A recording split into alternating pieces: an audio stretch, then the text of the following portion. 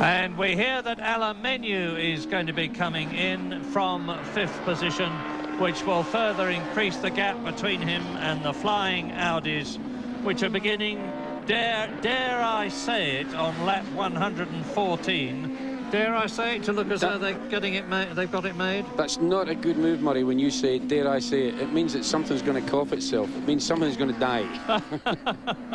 It's a kiss of death for these poor Audis. Well, Cameron McConville in the number 11 Audi. The man from Melbourne, which of course is where Alan comes from. Doing very well, Murray. He hasn't had a great many years in the sport, but every year that he has participated, he's avenged himself extremely well, and doing a very nice job for Oryx and Audi here today, as we see Alain Menu coming in for a presumably scheduled stop. Pat Walsh is there. Murray just spoke to Didier. He said Alain has told him via the radio that the car is not feeling quite right after that little excursion. So they've just brought it in to have a check. And as he does so, Neil Crompton is coming into the pits from 6th position in the Peugeot 406. Yes, limping in.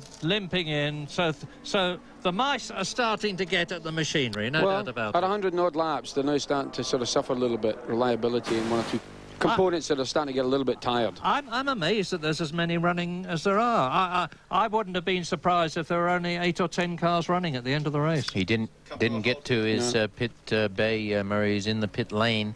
He's in the drive lane, and somebody's going to start squawking about that shortly. And while all this is going on, Richard Hay has done some calculations. The Audis last stopped on lap 79.80, so if they can stretch it now to lap 120, 121, that's about 6-7 laps from now, that should be their last stop. That would be a nice way to go. That's a long way for these Peugeot boys to push that car up that pit lane, because Peugeot is at the very far end of this pit lane. These guys are going to be well tired by the time they get there. Yes. Out of fuel. That's the message. Out of fuel. That's a pity. You got to cut it fine. You got to try your best, but running out is a bad sin. So it looks as though after his lucky drive with me yesterday, Brad Jones might be doing very well in this race. Murray, we know you gave him tips that are going to come to the fore after the last pit stop. Oh, you don't think I'm not going to make the most out of this, do you, Alan? John Cleland said he'd go down there and give them a little something in their drink bottle that would give them a real buzz. A real buzz. It'd give them 2 seconds a lap, for sure. 2 seconds a lap, a good Scotch product. Well, we mustn't laugh, because here's Neil Crompton coming in, and it's been a pretty unhappy situation for him. That ominous sign as the bonnet comes up and everybody starts peering, hopefully, into the engine bay. I don't know what they expect to see, because I think they want to check that it's still there. Unless the conrod's broken and sticking through the block, you won't see anything. Crompton's face, will you? It's red, and it's wet, damp with sweat. It's very, very hot out there, and as Pat Welsh observed, air temperature might be 25, track temperature's 35. Yeah, this part of the day, the sun's starting to come down, and the weight on your shoulders is getting heavier and heavier. Everybody's got sponsors to keep happy and appease, and they do everything they can. But there are occasions when you just wish life was a little bit easier. 47 laps to go still, according to my mental arithmetic. We're on lap 116, just ticked over one. McConville and Jones are on their 116th lap. We're waiting for Jeff Brabham to come through in the BMW in 3rd position, and he is a full lap behind at the present moment. You see the brake work going on there on the Peugeot 406. I think they're working on a drive shaft or something there. It looks a little bit more than just brakes. That's interesting, because the other Peugeot had the upright brake when Tim Harvey came in. Because I noticed he threw something from underneath the car when it came to a halt there. It looked a little bit like a drive shaft part. Well, Pat Welsh may know more. Paddy? So we've lost oil pressure. So we've got to I'm just getting the word now. We've got to renew the oil pump belt and try running it before we know whether the engine's actually seized or not. The oil pump belt being driven off the drive shaft, guys. and there's your word. Well, that's not good news. We're waiting to see whether it's seized or not. Yeah, perhaps a stone got up there and flicked it off. Quite a bit of rubbish on the track now with all the people that are taking shortcuts. Rocky said to me earlier on when he climbed out the car there that the track was very oily and very dirty. Someone had dropped a whole load of oil. Yeah, Alan Jones found that out. Yeah, that's right. And the suspected... and in comes Alan Menu from 5th position, the race leader for so very, very long. He's gone off over the curb, over the grass. David Tapp, what's happening? Well, Murray, as you know, they can ill afford a bad pit stop here. They've had a couple of problems this afternoon, and up goes the bonnet. There doesn't appear to be a major sense of urgency about them at the moment. Menu sitting very patiently in the car. By the way, the Audi car number 11 of Cameron McConville and Jean-Francois Hemrel is expected to come into the pits any tick of the clock too. But a fair bit of concern now towards the front end of this machine, and it would be terrible luck for the Williams team if in fact they do have a major problem. So this race now is being dominated by the two teams that dominate the Australian Super Touring Championship, McConville and Jones, the Audi team, and Brabham and Morris, or Craig Baird, behind the wheel of that car now for the two BMW entries. And well, I guess this has played into their hands. They've got the record and they know what it's like to run around here at Mount Panorama. It's been a phenomenal effort by these guys. John Cleland, bad luck to you. What is ahead of you immediately when you go home, and will we see you back next year? Well, immediately ahead of me, I've got the TT at Donington when we go back. We've got some exciting prospect there because we run this 96 Aero package again, and we have one or two other little tricks up our sleeve. So we're looking for a good result to end what's been basically an appalling season. See, Menu is out the car here. That's not looking good. OK, bad luck, John Cleland, today. We look forward to seeing you next time. My pleasure. I will definitely be back. You bet your life you will. We won't let you stay away. There's the race leader, car number 11, Cameron McConville. The great race. Jones and Beeler in second place in the second of the Audis. Brabham, Morris and Baird third and fourth. The BMWs, then Menu, Plato stationary at the moment in the pit lane. Sixth position, Warwick and Brock. Seventh, Richards and Rydell, the prime Volvo. Then the Volvo 850, the teammates, Nielsen and McLean. Watson, Crompton, the Peugeot 26, still stationary in the pit lane. They've got trouble. Searle and Full filling 10th position in the BMW 320. Of the Williams Renault Laguna campaign here at Mount Panorama for the 1997 AMP Bathurst 1000. Alan Jones in the other car we saw earlier, out of the cutting, into the oil and into the wall, and now Alain Menu with a broken diff after pushing hard to try and make up time off at McPhillamy Park, over the strip into the sand trap, bounced over it very hard.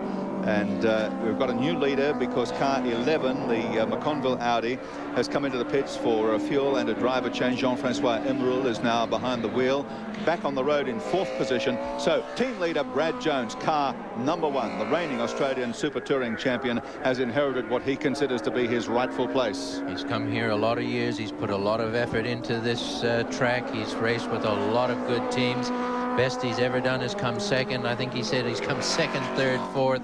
There's only one way up, and Brad Jones just wants to win this race so badly. From race cam, this is what happened to Alain Menu. The Renault at the top hit that curb there, bounced across the circuit, up over the ripple strip here, into the sand trap, hit hard, a lot of damage under the car. Not hard, Gary, absolutely savage. That first wham there on the inside was just frightening. That would have been bad enough, but to get the double whammy on the exit, forget the sand running around through the car. Brad Jones third here with Wayne Gardner in 1993, second with Craig Lowndes in 1994, and as Alan Moffat said, he reckons there's only one place left for him to finish, and that's at the top of the queue. And would he be pleased to... Your co-driver, Murray? Yes, my co-driver. Thank you. Actually, Murray, I can see people down in the pit lane actually asking why you aren't standing by to do the last few laps. I think they've got the contract forms ready, do you? Mm-hmm. Well, Brad Jones, a tremendously likeable chap from Albury in Victoria. I'm not going to start talking as though he's won this race, because he's on lap 119 at the present moment, and we've seen how many changes there have been already in the great race of 1997, and there could be other changes yet to come. And we've got BMWs now in second and third places, 19 and 20 seconds behind Jones. That's Jeff Brabham and Craig Baird, with Jean-Francois Omrul in the second Audi after his pit stop in fourth place. Let's get the sad story from Alain Menu himself. He's with David Tapp. Alain, very bad luck. A great week for you at Mount Panorama and the team. Yeah, it's a shame because all week, I mean, we've been going really well, and the car was fantastic. The team the team worked really well, and that race really, I mean, Jason had a fantastic first stint. And then we could keep it up. Obviously, we lost time with the safety cars, but it was still looking good until the last stop where we lost quite a lot of time. So then I had to push really hard. But it's a shame because it was looking good for a win, and we had a new sponsor for this race, Merpati Indonesian Airlines, and it's it's just a shame because everything was perfect until then. So. A broken diff was the diagnosis. Did that happen as a result of your off? I'm sure that didn't help. Obviously, but I mean, I don't know if it would have happened anyway or not. I'm not sure, but it probably didn't help. Yeah. Bad luck. You've had a great year winning the British Touring Car Championship, so we hope to see you back at Mount Panorama next year. Yeah, I hope we can come back because really we love the track and we love the people here, so it would be nice to come back. Thank you. Yes, Brock. Is this sad news for the Vauxhall Vectra of Derek Warwick and Peter Brock? They're slowing down, coming into the pit lane now from 5th position, admittedly some 2 laps behind the race leaders, but let's see what this stop is all about. Is it a routine stop? Doesn't look like it. Let's find out from David Tapp. David? Well, Peter Brock is preparing to get back in the car. We're on 119 laps gone in this event so far. Warwick now out, Brock in, and it looks fairly routine to me, guys. Well, that is good news, because they're now up into 5th position. We've seen how cars are starting to disappear like flies as we get well into the Bathurst 1000 on lap 120 now. 41 laps to go after this one. A lot can happen in that time. And I remember that Peter Brock won one of his previous 9 victories, having started from 21st on the grid. You're nodding your head, Alan. You remember it well. Well, I do remember it, and we won't say he was lucky that day, but certainly he did ramrod it from a long way back, and it just shows that if you're running, and you're running at all, the car almost looks like a Learjet at this time of the day. Having them sitting still in the pit lane, they look awfully deathly still. So on lap 120, Brad Jones leads. Jeff Brabham, BMW, is second. Brad, of course, is in the Audi Quattro. Craig Baird from New Zealand is in 3rd position in the second BMW. Jean-Francois Emerul is in 4th place. And it really is starting to look a bit like Ursprung für Technik, as they say in the Audi advertising, which, unless I'm very much mistaken, means something like superiority through technicalities. Well, here's Brad Jones in for a changeover, and nice timing, lap 120. They did 38 laps in the first section. David Tapp. Yes, a change of driver. Brad Jones out of the car after another fine stint. This car leading the way in the great race of 1997. Bila now in the machine. And, of course, this was the car that all expected to perform very well here this weekend. 1,070 kilograms because of its 4-wheel drive. And it was going to go well, rain, hail or shine, wasn't it? Well, into the driving seat goes the man who is generally regarded as being the best super touring driver currently in the world. Frank Bila, ex-world champion. He's been the German champion, he's been the French champion, he was the British champion last year. He's going back to Germany this year. He's driven in the Bathurst 1000 before, but this super touring is a very different kettle of fish, of course. Alan Moffat would know what a tough but unselfish decision that would be for Brad Jones to step out of the car, put Frank Bila back in, obviously to drive through now and hopefully take the checkered flag. He's showing he's not only a good driver, he's a good manager, and that was unselfish and very smart. New leader, of course, now in the great race, and that the BMW of the 2 Brabhams. Jeff at the wheel at the moment.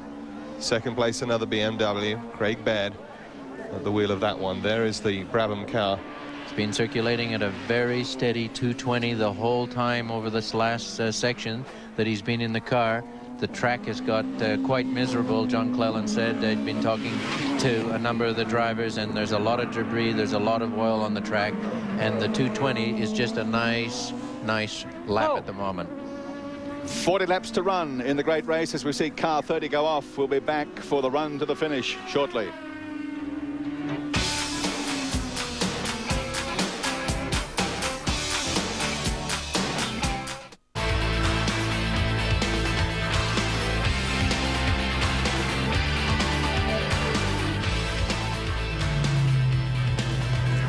You're watching the AMP Bathurst 1000 right here on 7 and associated stations, wherever you're viewing right around the world. I hope you're enjoying our telecast as we're building towards a climax. The attrition rate is climbing, and so too is the drama and excitement. Plenty of that in the past hour. If you missed it, then let's just recap now, because early drama at the top with Alain Menu and Jason Plateau, the Williams Renault coming into the pits. The crew having plenty of problems, especially with the right disc pads. In the meantime, Paul Morris and Craig Baird took the lead at the top of the hour. Menu leaves the pits, but rejoined them back now in 5th place and 1 lap down. Tragedy for the Williams team. Morris has a short stint in the lead because he has problems of his own. And the drama continued to build. Menu trying to regain the lead. Maybe he thought he was in the Paris to Dakar right here. Straight into the sand. And that eventually brought him back into the pits and out of the race. Disappointment for the Williams Renault team because, of course, Alan Jones going out earlier in the day.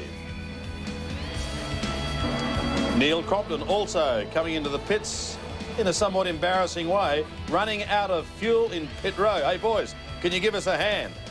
In the meantime, our leader Cameron McConville pits, allows Brad Jones to grab the lead.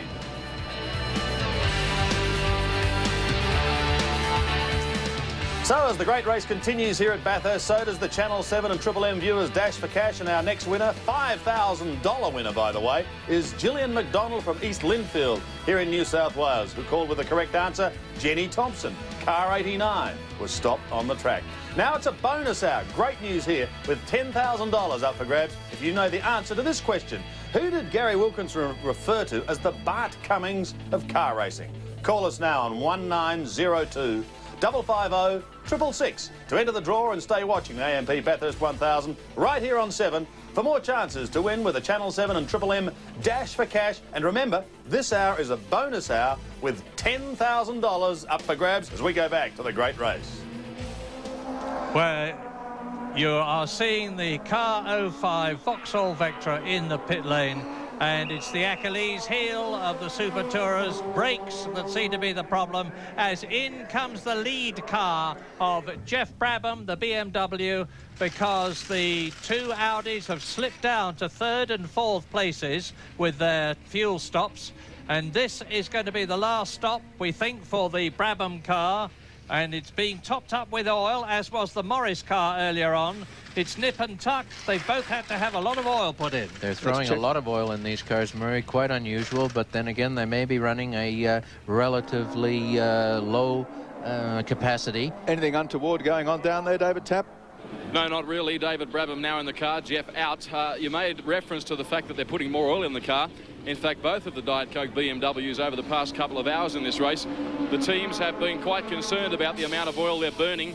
So I'll leave that to an expert like Alan Moffat to try and ascertain why they'd be doing that. Well, you might even call them the Diet Oil cars, Alan. Well, they're going to need a bit. They don't want too much more of that. The only thing normally that oil starts getting chewed up is that the ring capacity, very, very light ring tension, and just getting a bit of blow by there. The main thing is that it isn't smoking out the tailpipe.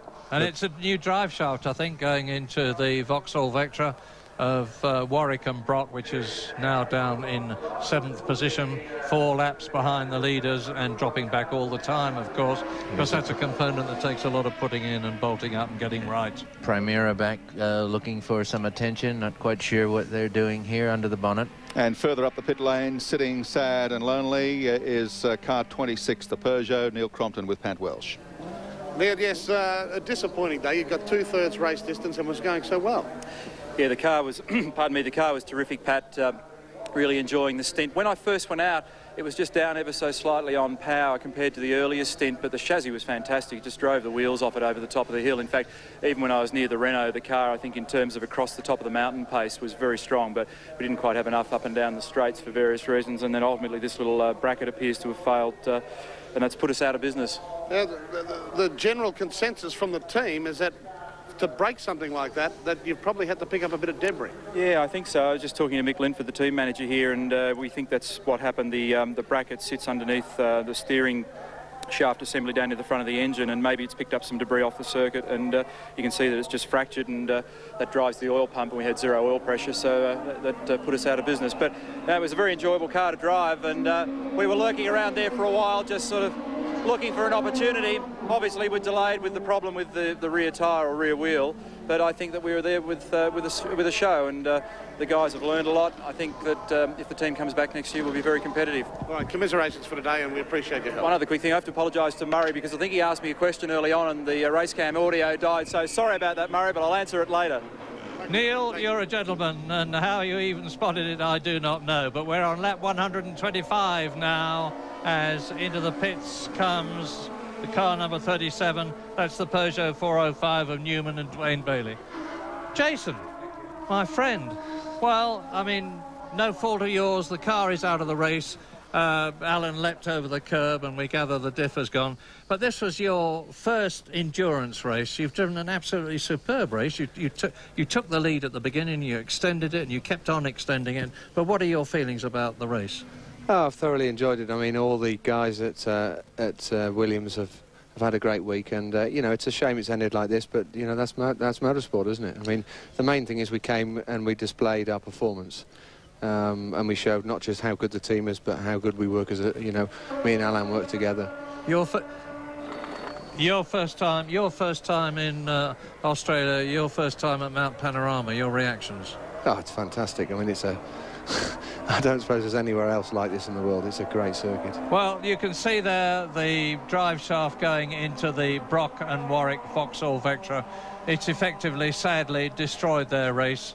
Peter Brock, who was driving, was in 7th place when he came in, but of course it takes an awful long time to get that component back in again. Richard? Nobody's really let up the pace all day, and I noticed when, Jason, when you started your stint right at the beginning of the race, you were doing 16s? 16.8, I think we did. Race leader then is Craig Baird in the BMW. He's on lap 125 out of 161, and in 2nd place is Frank Bieler, the multiple champion, although he's suffering from flu today, which won't help his performance at all, in the Audi Quattro. The gap between them is 32 seconds, but Bieler is out there for the rest of the race unless they decide to bring the Quattro in for a splash and dash at the end, whereas Craig Baird is going to have to come in again and make another stop. And so it's very, very close indeed. 32 seconds between it. The second Audi Quattro is in 3rd position. So we're looking at 3 German cars at the front of the race. If they stay where they are, the question is going to be in which order. And are Audi going to be 1st and 2nd, or 1st and 3rd, or will BMW make it? It's wide open. 4th position is the 2nd BMW of the 2 Brabham brothers. Up into 5th place has come the Volvo of Jim Richards and Rickard Rydell, ahead of the car number 8, which is the Jan Nilsson Cameron McLean car, the 2nd Volvo. So Volvo at the last knockings are coming good. The BMW makes its way over the top of the mountain. Craig Baird at the wheel, and still very much in control of the great race, but with a pit stop still to go, remember. And the 2 Quattros chase it. Baird in front then. The Jones-Bieler Quattro in 2nd position. 3rd, another Quattro, McConville and Omrule. 4th, the Brabham BMW. That car's had its final stop. And in 5th, the Richards Rydell Volvo 850.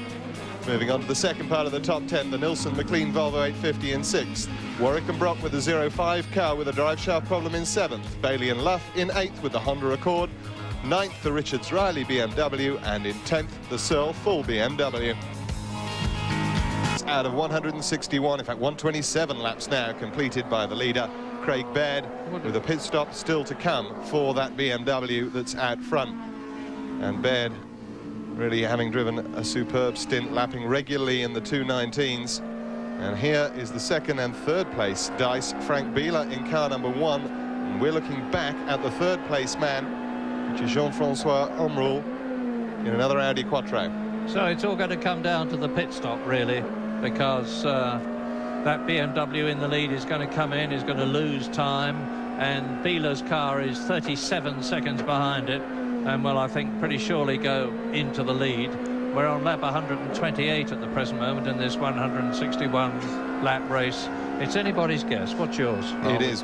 We did some calculations that indicated that Bela, boy, he better be on the pill and make sure that he's got petrol in his tank if he does go the whole way. It's going to be interesting. If Baird comes in now and gets out quickly, and Bela has to stop with you know, a couple of laps to go, it's going to be anybody's race. What? It's very, very close indeed. 41 laps, we reckon, the last stint. 41 laps from there to the end of the race. Let's have a word with Dave Tapp, who's with Kim Jones, the Audi team manager. Yes, Richard, and things are looking very good for the Oryx Audi team at the moment. As you've correctly pointed out, the BMW is yet to stop, and the Audis don't have to stop, so, Kim, things are looking great. No, everything is going to plan. We were very lucky and made benefit of the 2 yellow caution periods, put fuel in the car, and now we can run right to the end. So, providing any mishaps, we should be fine, and there. The cars are leading, going well. Audi's a great product, and what more can I say? Kim, it's Murray Walker. Can you hear me? No, he can't, Murray. No, I can pass the question on if you'd like. David, I was just going to say, is he at all worried that his young charger, the Belgian Home Rule, might try to get past Frank Bela and get glory by winning the Bathurst 1000? Are you at all concerned? Murray Walker wants to know if your second driver, Jean-Francois Hemrel, will try and get past the other car to be a hero and win the Bathurst event. No, we're here to win the race, and that's what we'll do. Good teams have team orders, plans. Our plan was to do exactly what we've done to this point, providing nothing unforeseen happens. That's how we'll finish. There you have it from the man himself. The Audi's looking very good. Well, Kim, as you can see, is a big chap, and if Jean-Francois tries any heroics, and there he is behind the lead Audi at the moment of Brad Jones, I would not like to be in his seat when he comes in. Jason, would you take those kind of orders? Well, it's a big race, and I mean, you have to respect an order if an order's given. I mean, it's nice to go for glory, but, you know, you must remember that the team are the guys who put you there, so what comes round goes round. Exactly. Well, what's going round at the moment is these 2 Audis in terrific shape. This is the car, of course, which won every Super Touring Car Championship in the world last year, including Australia and including Britain. It was Bela in Britain, and it was Brad Jones who's leading the race at the present moment in Australia. And of course, for any car to win this race is a gigantic plus for the manufacturer. It's the first time the Super Touring Bathurst 1000 has been held, and whoever wins it is going to be blazoning the superiority of his product all around the world. Absolutely. Certainly. Now, we've got a look at race cam here. Jason is, we're coming out the cutting there. That's where Alan Jones came to grief on the oil. What's it like going across the top of the mountain? It's very hairy. I mean, this is the most, you know, the quickest part, these 2 lefts. That one's difficult because there's a little break. And this one, it's, as soon as the car goes over the crest, it goes light. And with a front-wheel drive car, we have a little bit of oversteer on turn in.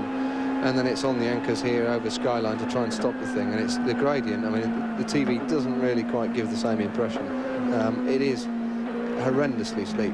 1 in 10 down there, and you mentioned front-wheel drive. The Audi, of course, that we're looking from here is 4-wheel drive, but then you come down towards Forest Elbow here, and then the slingshot onto the straight. This is the worst bit. This is the one way it can catch you out, because you've got a big long straight afterwards, so it's really important to, you know, to get the car in, turned in, and get on the gas. But of course, if you lock the fronts up, which is very easy to do there, it's going to cost you a lot of time over the lap. Were you taking Caltech's chase, which the leader is approaching now, flat, or were you having to ease off? No, it's absolutely flat. We're seeing 250. And that's the speed of what?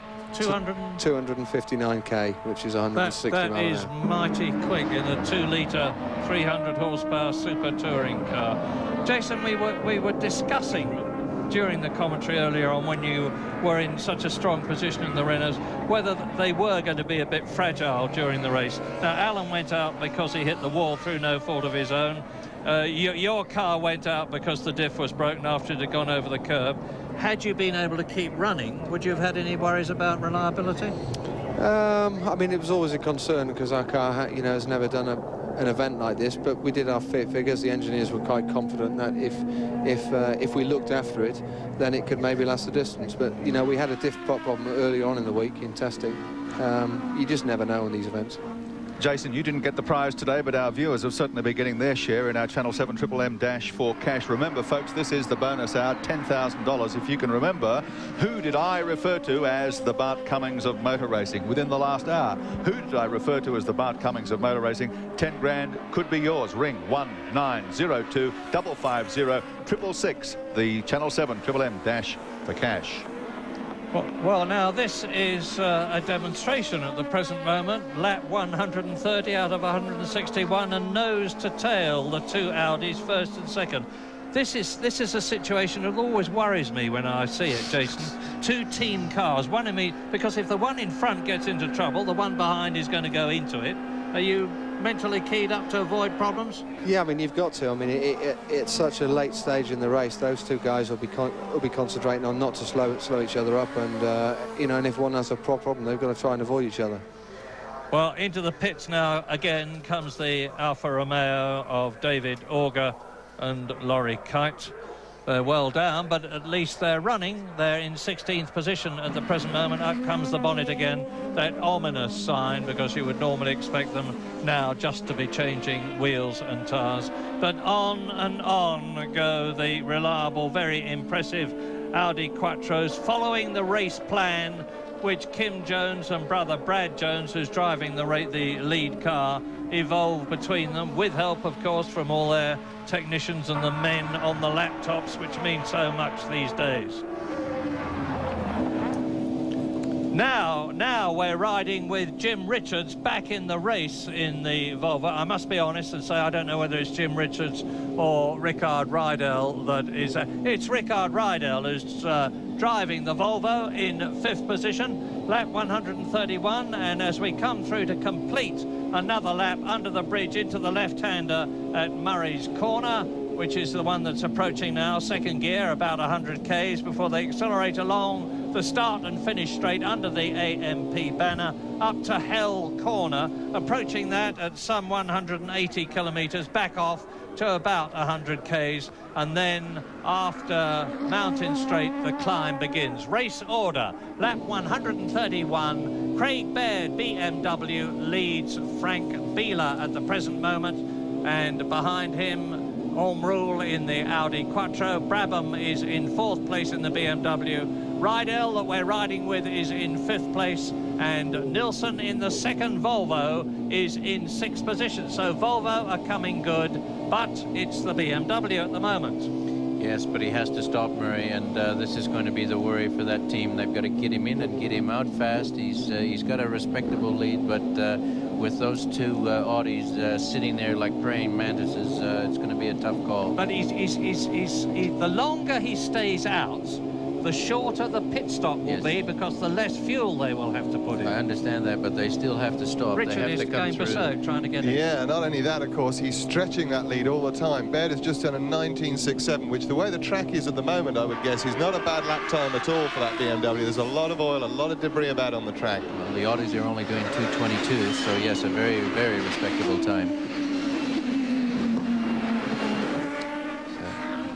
Okay, so the Volvo continues in 5th place. Thanks very much to Jason Plato for his input telecast there. And the Volvo of Rydell now coming out of Forest Elbow. Morris and Baird still lead with the BMW. In 2nd place, though, the two Audis in 2nd and 3rd. Jones Bieler in 2nd. McConville Omrule in 3rd. The Brabham BMW in 4th position. Richards and Rydell in the Volvo in 5th. 6th, the Nilsson McLean Volvo. 7th, Bailey and Luff with the Honda Accord. 8th, Richards and Riley with the BMW 318i. 9th, Warwick and Brock. And 10th, Nelson and Matthews as the great race continues.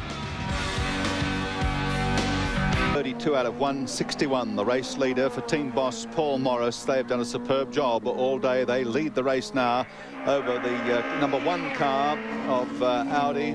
Frank Bieler driving to the finish in that machine.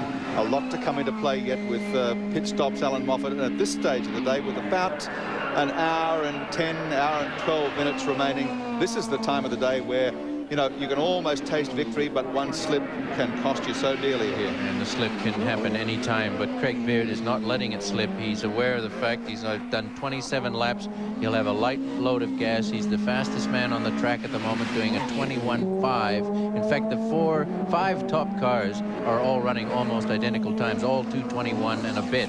But Craig Baird trying to really extend his lead. He's got 43 seconds on Biela in the Audi. He needs to get the maximum he can out of this little BMW now at this closing stages of the race, because he has to stop, and we know the Audis have said they won't stop again. And well, here's one man, Craig Baird, who knows how to wring the best out of these cars, because he's won the New Zealand Touring Car Championship in a BMW for the past 4 years. He's also been, of course, the Formula New Zealand Grand Prix champion, Formula Pacific Series champion, Formula 4 champion. He knows it all. Keep an eye on him as he comes down towards the bottom of Conrod Straight. He's not going to pit on this occasion, no, so he's going to go at least one more lap. It'll be interesting to see what happens when he does come in and pit. It'll have to be a lightning stop.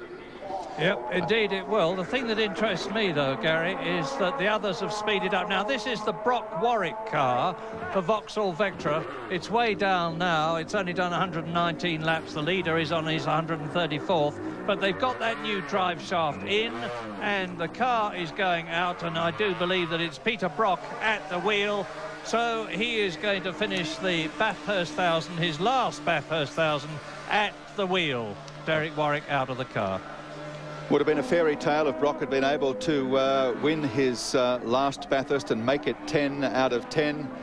But that was not to be. The race is now being decided up front between BMW and Audi. This is car number 11 with Jean-Francois Omroul at the wheel in 3rd position on the track. Both these drivers doing almost identical times, obviously running stem and stern like this. You'd expect it. 2:22 against Baird's 2:21 on that lap.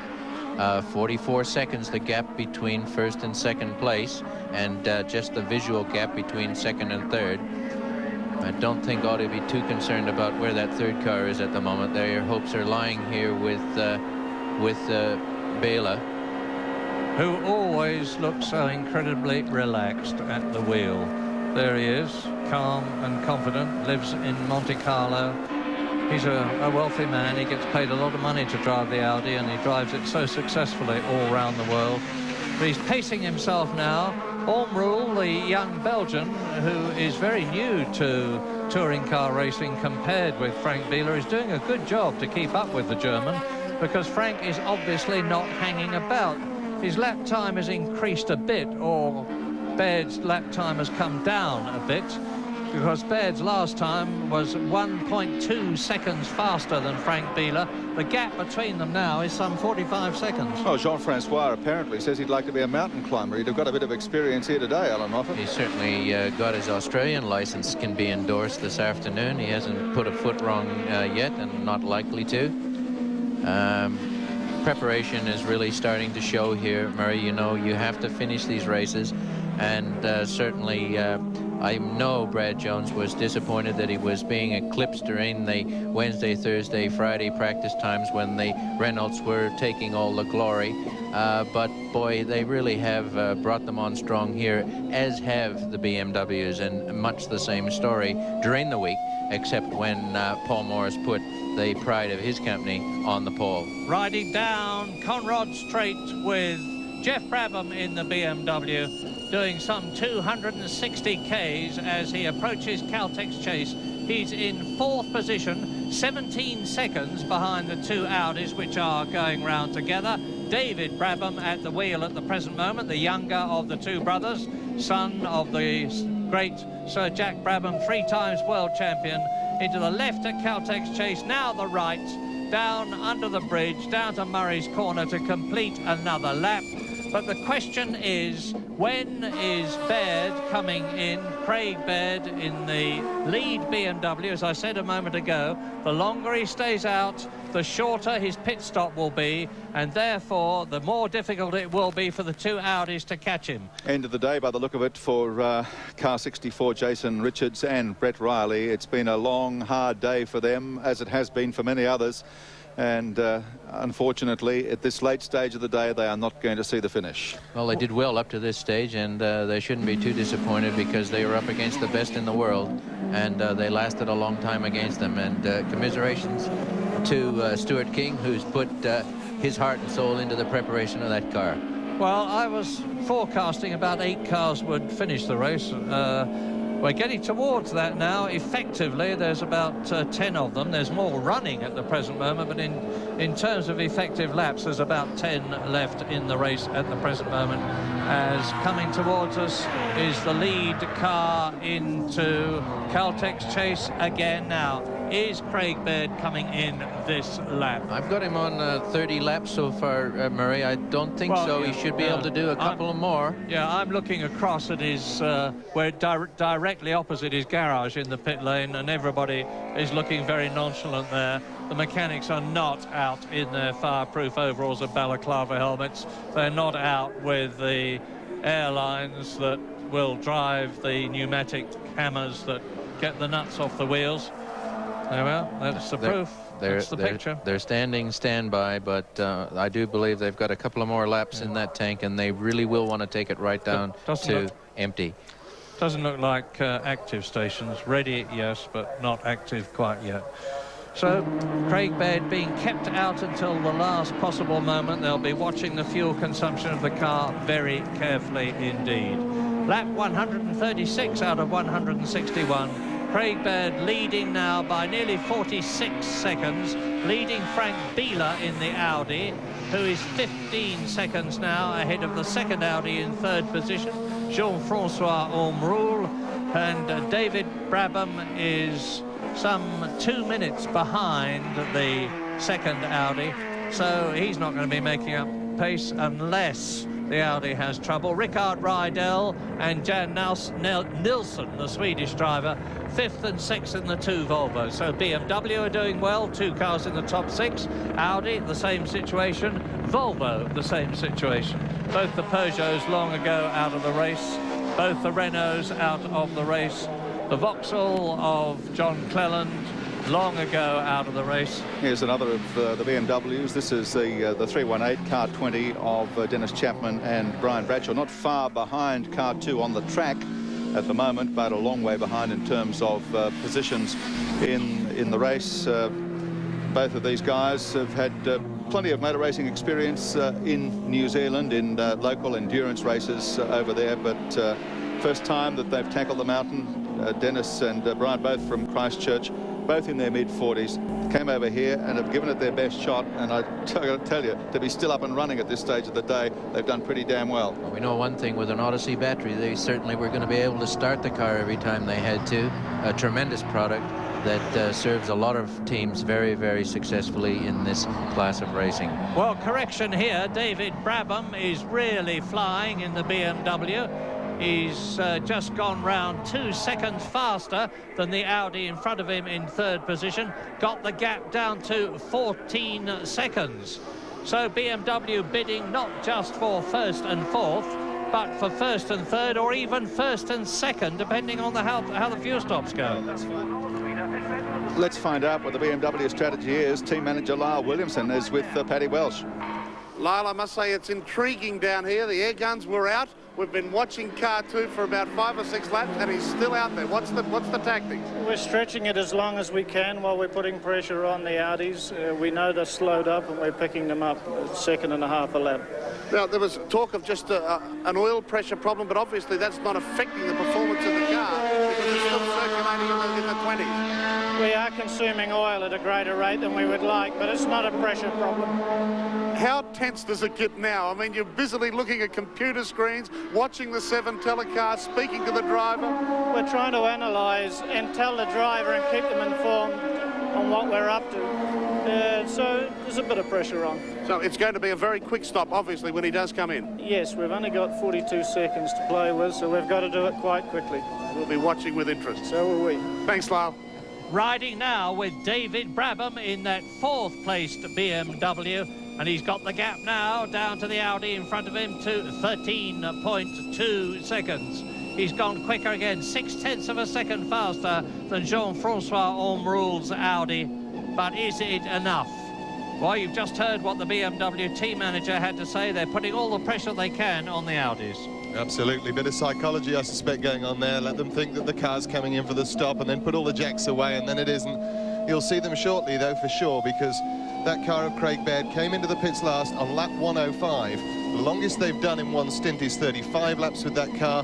We're now on lap 136. I don't see that he can go more than 4, maybe 6 laps. He's on the fumes of an oily rag at the moment, but they've got a very good system for counting down, and when he has a warning light on the dash, he knows he's got a lap to go. Well, that's not the Audi in front of David Brabham that you see at the present moment. There are the two Audis, second and third, with the yellow mirrors. Frank Bieler tucked up behind him, not making any impression on the car in front, is Jean-Francois Emerul, and he's driving a fine race because this is way above the Belgians' normal league. I mean, the Bathurst 1000 is the most demanding race in the world, first time for the Super Tourers, and he's been in Belgian pro car racing, and he's really pushing the car in front of him, Frank Bieler. I think compliments to Cameron McConville for keeping that car in that position throughout the hard laps in the middle of the race, Murray. He really did do a superb job backing up Brad Jones throughout the whole race, and the young Belgian here is taking the fruits that were on the table a little bit earlier. Richard, you're the numbers man. When's your guess? Baird is on lap 138 at the moment. What would you guess would be the latest he could come in? I reckon about 141, 142 is about the latest that he can come in from the stats that we've got up here. Also keeping an eye, though, on David Brabham. This is going to be really close. I mean, by the time Baird's had his stop, the rate that Brabham is catching them, I mean, the way I work it out, about lap 160 out of 161, they'll probably be more or less at the same point on the racetrack. Going to be a photo finish. Alan, off the top of your head, what's the closest finish we've had at the Bathurst 1000? Oh, well, we had a very close finish in 1977, Murray, a 1-2, and that was only a door handle away. Oh, yeah, but that, sorry, that you was threw that. You reckon that was fabricated? Yeah, it was fabricated because there were no Holdens behind us. That was about 1/10 of a second, wasn't it? Yes, it was. Yeah. Diet Coke team looking on, absorbed with what's going on the track and with the planning and the strategy behind the scenes.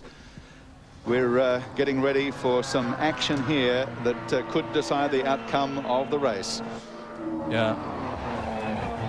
Well, nobody's going to be chastising Craig Baird for his commitment behind the wheel. There might have been a little bit of an oops in the early stages of the race when he might not have been where he should have been, but he's certainly doing it all right now. Well, I think to be fair to him, Sorry. Okay, 137 laps gone. The Morris Baird car continues to lead, but a pit stop coming up. Jones and Bieler at the wheel in second place. McConville and Omrul at the wheel in third, the two Quattros. Then the Brabham BMW, Richards and Rydell with the Volvo in fifth. Still fighting hard. Nilsson McLean trying to stay in touch, along with Bailey and Luff in the Honda Accord. Richards and Riley, we've just seen their day ended in the BMW 318. Warwick and Brock still battling out there, as are Nelson, Matthews and Holden in the BMW 320. 9 laps, 138.5 laps here at the great race at Mount Panorama, and awaiting the unfolding of the pit stop drama. Alan Moffat for the Coke BMW team. Well, this will be one time when they're really hoping that their Michelins don't need changing. If they can come in and just put a few litres of petrol in to get them to finish off the last 18 laps of this race, they'll be very happy. But if they need tires, then they're going to have to be in there for at least 15 seconds. They won't really want to go through that agony. They can afford the luxury, but 49-second gap between first and second at the moment. This pit stop is going to be crucial. Yeah, it is tremendously exciting because the lap times are coming down. Frank Bieler is now the fastest man on the track in the Audi in second place. He's just gone round half a second quicker than Craig Baird in the lead, the car you're watching now. Half a second may not sound very much, but it could be critical at the end of this race. So close is it. And meantime, David Brabham, who is in fourth place in the BMW, is speeding up too. The gap between himself and the second Audi, Omrul at the wheel, is down to 11 seconds, and it was 13 just a couple of laps ago. So two BMWs battling, two Audis, and the BMWs are sandwiching the Audis. David Brabham is fourth. Ormerul is third in the Audi. Beeler is second in the Audi. 50 seconds now behind Craig Baird. We're riding with David Brabham. Craig Baird, the New Zealander, is due to come in, we think, in a couple of laps' time. And they're leaving things until the very last moment. He must be breathing petrol fumes into his engine because they are running so economically, but very, very quickly indeed. The speed of David Brabham, in fact, that we're coming out of Caltech's chase with now. Down to complete another lap, and that will be the end of his 140th. 21 to go. David Brabham, headlights blazing, turns into Murray's corner. Now, Craig Baird should be in at the end, we think, of the next lap. This is Julian Bailey and Warren Luff's Honda Accord taking on fuel. And lap times are absolutely crucial, Murray. You mentioned the fact that Brabham was about 10, just over 10, I think nearly 11 seconds behind Ormerul. That gap's just come down to 9.7. Getting ready in the Brabham pit. They reckon they're going to do tyres too. Yes, I thought they might, but I was hoping that they wouldn't have to, but they don't want to take any chances. But this is now going to be very, very crucial. We don't want to see that bonnet go up. I'm just looking down at the pit stop times we've had. 47 seconds, 49 seconds, 52 seconds. But with much less fuel to go in this time, it should be a lot shorter than that. The tyres, I think, will take longer than the fuel on this occasion, Murray. Nonetheless, don't forget there is a pit lane speed limit, so it's not just the amount of time that the car is stopped. It also loses time on the way into the stop and the way out of the pit lane again. What is going to be mighty exciting is when David Brabham here catches through those two Audis, which are suddenly going to become very, very wide motor cars. Especially I thought you'd mention that, Murray. Yes, and a bit of smoke coming out of David Brabham's car. They've definitely got some very loosely fitting pistons and rings in these cars for this race. It's obviously a little engineering trick they had up their sleeve, but it's burning oil for them. David Brabham's best result here was 4th in a Nissan. Brabham, a former British Formula 3 champion, and where, of course, so many people go from the Formula 3 series straight into Grand Prix racing, either by way of a test drive or even occasionally by way of jumping straight into the second seat. And also, of course, a winner. That oil is looking, it's starting to look a bit iffy to me. As here is Frank Beeler, second place, and the gap is down now, 47.5. Frank Beeler is really pulling the bung out. It is a heart stopper with 20 laps remaining, and Brad Jones is getting a bit nervous down there in the pits. He's with David Tapp. Thank you very much, Gary Wilkinson. Brad, that's the question I've got to ask. How is the nerves right now? I didn't hear one thing you said then, David, but I guess you asked me how things are going out there, and it's pretty tense in the pits. I'm really, really nervous. This is the best chance I've had of winning the race since '94, and Frank's out motoring around at a really good pace, and I always thought the BMs would be the ones to beat, and at the end of the day it turns out, but you know, the team, the RX Audi team, have done a fantastic job. Our pit stops have been second to none, and you know, we just got a little bit to go yet, but I'd much rather be in the car than out. I've just been told the gap between first and second has now come down to 47 seconds, so it's getting that close. You can taste it with the BMW yet to pit.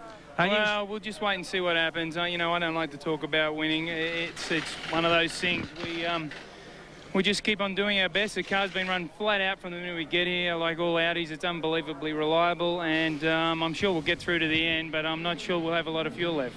No matter what happens today, congratulations on a great job. It's your team, you've built it, and I know you've been striving for this for a long time. As the Volvo goes back out with Rickard Rydell. Thanks very much, David. I mean, it's very, as you said, very much a team effort.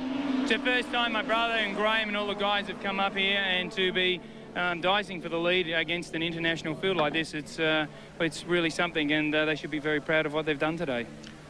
Well, Brad, thanks very much, Brad. There is your car with Frank Beeler at the wheel, and as you heard, the gap is down to 47.5 seconds with Craig Baird coming into the pit lane now. Now the excitement is really developing. This is the end of lap 142 out of 161, and I really am going to get the stopwatch on this because this pit stop is going to be critical. While the clock's running, let's join Pat Welsh. Well, Gary, this is the one they've been waiting for all afternoon. It's been a game of tactics. Bonnets up just to check on that oil problem that they've been fighting all afternoon. Now, we are putting tyres on to answer Alan's question. Yes, the tyres are going on. just a top up of the fuel, but I can tell you that they still believe the second car can win this race, the Brabham car. Now, this is a lightning fast stop. Out we go. That was a Morris is ripper. on board. That was an absolutely sensational stop, 22 seconds. And as the BMW leaves the pit lane, here is Frank Bieler entering the finishing straight. Look there, he's going to take the lead. I think Frank Bieler is going to get through to the lead. And very close indeed. There is the Audi as the BMW comes out into lap 143. No, the BMW is still ahead. So BMW leads. Right up tight behind him is the Audi of Bieler. Right up tight behind him is Ormru's Audi. And David Brabham has got the gap down to the Audi in front of him to 4 seconds. It's going to be a barnstorming finish of the Bathurst 1000. Well, here's the pressure. This guy can't make the slightest mistake. Now he's got new tires. He wants to just get them warmed up, scuffed in nicely, and definitely a worry with that red car right behind him. Yeah, he's on the mountain now, and it's going to be very difficult to get past.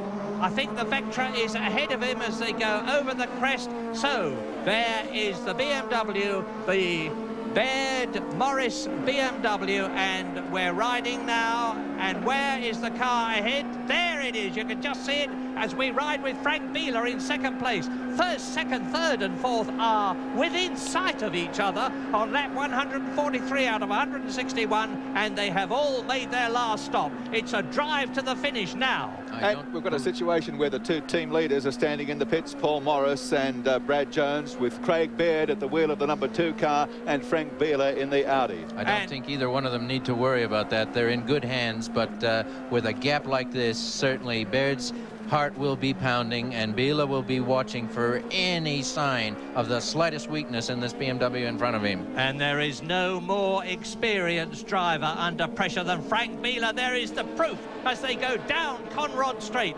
First on the right, car 2, BMW, Craig Baird. Behind him, there is the Audi of Frank Bieler in second position. And they're coming up amongst, sorry to interrupt you, Gary, but they're in amongst traffic, and there they go inside the Alfa Romeo. This could affect the race because Baird has got ahead of both the cars and Frank Bieler has been delayed. A terrific bit of driving there. Craig saw the traffic. He knew he wanted to get a bit of a gap, but Bieler snuck through on the inside. He not hanging around either. Flew or no flew, he's flying. Frank Bieler is flying, yeah. We've heard from Brad Jones. Let's hear from Paul Morris. You've got a smile on your face, but it's masking a lot of tension. Now, you were supposed to jump in there, but you didn't want to. We didn't have the time. We've had to do 5 stops because of the oil problems we've been having. And we had to top the car up with oil again then. And if we had it on the driver change, it just would have taken too long. Craig's doing the times, and he can do it from here. How's he feeling? You've obviously been chatting with him. He's fine. He's been going to be in there for nearly 100 laps. So he's done a great job, and I just hope he can get it home for the team. I know he can. And the second car's right in contention as well because it's gaining on the Audi. We really need that second car there now to start putting pressure on Frank and really let Craig get on with the job. This looks like being one of the great finishes. I've had to drag you away from the TV screen. We appreciate you talking to us. Best of luck. Thanks. Lap 144 and 6 seconds covers 1 to 4. No, that's fantastic, Murray. But another thing that I think is truly fantastic is to see young drivers working together in symmetry, in emotion, in camaraderie, and to get this team together. Baird, a find from New Zealand, and Paul Morris obviously working as true mates and talking their way through this program for many, many months on the lead up to the Bathurst 1000. Just great to see them working together. And some prophetic comments from Peter Brock in our interview with him earlier this morning, where he said, it's time for me to step aside. It's time for these young guys to get out there and do it. And boy, they are doing it today. Indeed they are, but good as Frank Bieler is and hard as he's pushing, and we're looking at him now in second position, we have to remember that he's in the heavier Audi Quattro, and that could be critical in the closing stages. Yes, a lot of arguments going into this race about who should be carrying what weight, but no doubt about it, the four-wheel drive Audi is carrying maximum weight at 1070 kg against the BM's 970 kg, so a lot of weight that Frank has to pull up here under brakes every time he goes into these tight corners. Well, there was just under a second between Frank Bieler that we're riding with now and Craig Baird, who is there ahead of us as he turns into Murray's corner. I see he's got a slower car in front of him that he's going to come up and lap.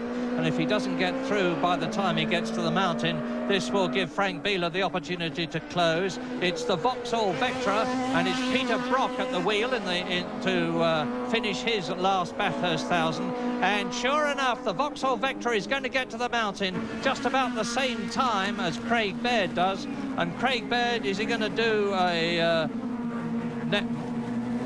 do or die and try and get through? Yeah, you said it, a kamikaze. Is he going to try and get through? Because if he doesn't, as sure as little apples, there, Frank Bieler is going to be on his boot lid. And if I had that Audi big in my mirrors, I would be a very worried man. I can tell you for many years and many laps driving against him, Peter Brock is a tough customer, but he's not an unsporting driver. He knows the race is at stake with the cars coming behind him. It's the dice for third and fourth now. And it's We're Brabham, and there's a shout of delight from the BMW pit because David Brabham has gone past. Oh, look at that!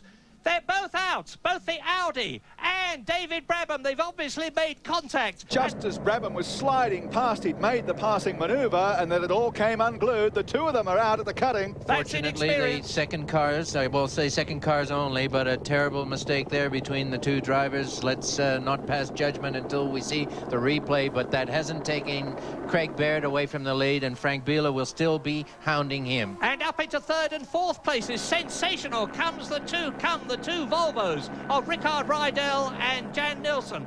Up into fifth position comes Warren Luff. Up into sixth position comes Peter Brock. And this will bring out the safety car. Knew they had to do it. Couldn't resist it, had to. It's a dangerous situation in the BP cutting. Definitely one of those cars has to be pulled out of the way. Boy, oh boy, here we're going to have a race almost in the closing stages under a pace car. What a finish. This is a sensational and most dramatic development in the concluding stages of the Bathurst 1000 for 1997. You can see... Oh! Brabham rejoining. Is his car damaged? And Ormrule. Well, they both got reverse organized. They calmed themselves down, gathered themselves up their composure, Murray, and they're trying to get going again. Yeah, I think Ormrule was going to have to risk running around the wrong side of the wrong way of the course, but maybe I just got the angle wrong. But anyway, we're with David Brabham now. From the way he's juggling about in the car, he's manoeuvring off the circuit. Yeah, he's not rejoining the race. He's getting off the track, just trying to get out of the way. And let's just take a deep breath. We're on lap 100. We're on lap 146. Here's how it happened on race cam. Past goes Brabham. I thought there might have been a touch there. Now, what happens from here? Brabham turns in. Left-hander, all right, hasn't hit anything. And up come on the inside, the Audi has a dart into the inside. There it is. David didn't see him coming, and whammo. Fairly cheeky move there on the part of the Belgian, but don't believe David Brabham was expecting that. Well, we mustn't pass judgment. I would put it down to inexperience. But look, the BMW is going again. Debris trailing from the back of it. David Brabham is back in the great race, and he'll be trying for third position now because the Volvos will have moved ahead, subject to the right figures appearing on our monitor. I'm not going to say that just for sure. We haven't seen them go by, but that's only body trim that's trailing at the back. It's not affecting the performance of the car at all, and it looks as though it's not affecting the handling or the speed, for that matter. Pace car is out there. This is the view, queuing up behind. Lap 146, and Craig Baird now really will have Frank Bieler on his boot lid when the race is restarted. The question is going to be, who is going to be on Frank Bieler's boot lid? Because whether it's the Volvo or the other Volvo, or for that matter even David Brabham, as into the pits, it's certainly not going to be the Audi, because Francois Ormrule comes into the pits. No recrimination, it's just changed the wheels. Recrimination may not have been needed, actually. On go new tyres and wheels. Off comes the debris, the broken lens of the side lights. And we're on lap 146 with that safety car out. And I guess after 6 hours of racing, which is what these guys have been through now, with just 14 laps to go, this kind of thing is always going to happen when you've got 6 seconds covering the first 4 cars. You've got to give them points for... you have to give them a little bit of blessing that the nerves would be at the absolute razor's edge. I'm a bit surprised about this safety car. I would have thought under the circumstances he could have waved the cars by, but obviously the Clark, of course, wants to control this from pit lane, and no doubt I would be very surprised if the safety car didn't fly in then. 145 laps of the great race completed.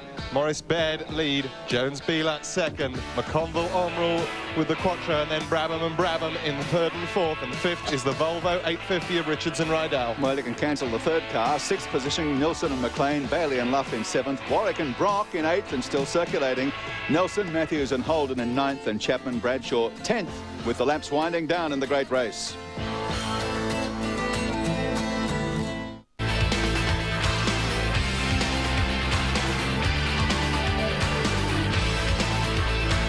What an amazing finish coming up in the AMP Bathurst 1000. Let's just check on the highlights and the drama of the last hour, because there has been plenty of it. Peter Perfect into the pits with a problem. There it is, the broken drive shaft.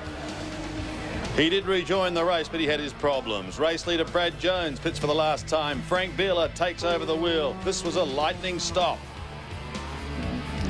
And Craig Baird takes the lead, pushing the Oryx Audis back into second and third, but plenty more was to come. There they are at the moment. Jones and his band of men. David Barham in the other BMW is fourth. Then, of course, the drama unfolded right here just minutes ago with Homrule and David Barham clashing. Barham has been able to pick himself, Brabham has been able to pick himself up, but any chance he had looks to have gone out the window with that clash. One thing's for sure, we're in for a mighty finish.